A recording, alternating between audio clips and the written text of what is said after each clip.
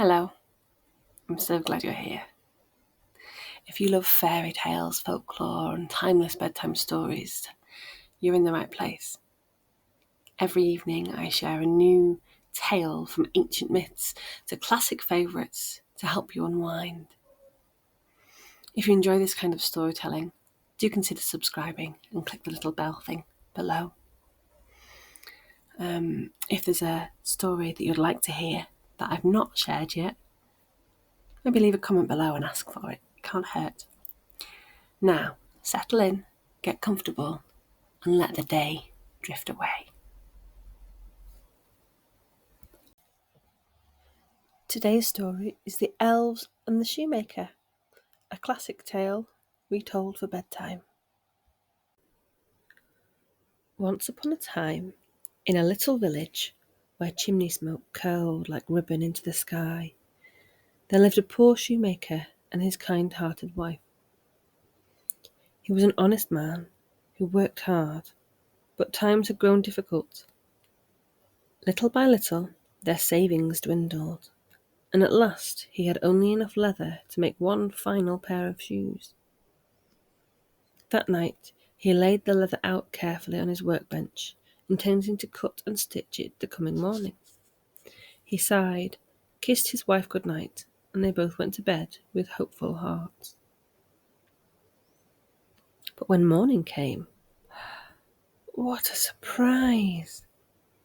There on the bench, where the plain pieces of leather had been, stood a pair of the finest shoes he had ever seen.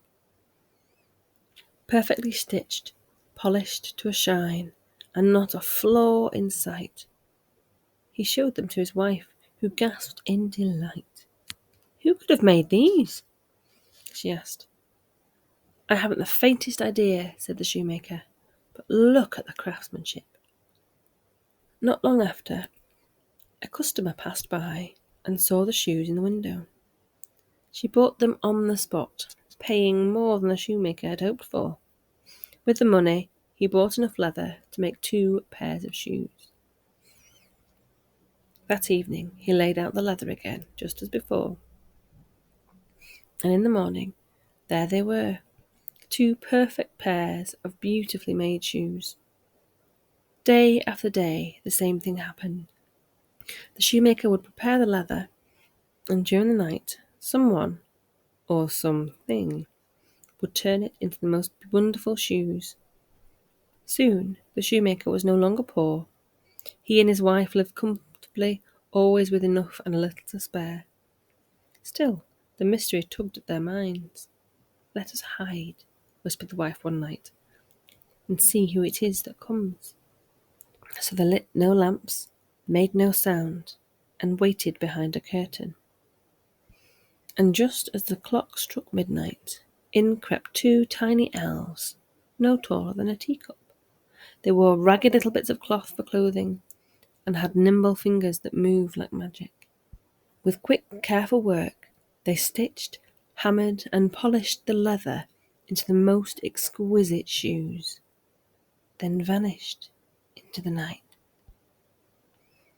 The shoemaker and his wife were touched. "They have done so much for us," said the wife. "Shall we not do something for them?" So the next day she took up her needle and thread and made each elf a tiny suit of clothes with trousers, shirts, waistcoats, even tiny little boots. And the shoemaker made miniature shoes of soft leather, just the right size. They left the clothes out on the bench that night with a note that simply said, "Thank you." At midnight, the elves returned. They saw the gifts, and their eyes lit up like candle flames. They dressed at once, laughing with glee, spinning and dancing in delight. And then, with a final joyful leap, they skipped out of the door and were never seen again. But the shoemaker and his wife never forgot them, and they always gave to others with the same quiet kindness that the elves had shown them. So, dear one, a story of little helpers with big hearts and the magic of giving thanks. You are capable of great things. You are loved, You matter. Good night.